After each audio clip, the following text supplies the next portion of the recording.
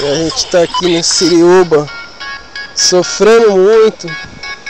Oh meu Deus, como a gente tá sofrendo aqui, olha o nosso estado. Vou mostrar o sofrimento da Natalia um pouquinho. Ai meu Deus, como a gente tá sofrendo, Senhor. Estamos aqui jogadão, deitado, tô praticamente dormindo na praia. Ouvindo a musiquinha. A musiquinha é meio ruim, né? Mas tá bom.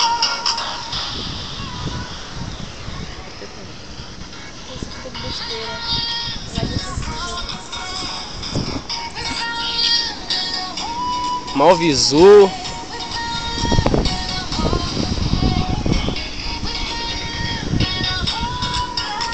Eita, sofrimento, hein, bichinho? Nossa, que vida ruim.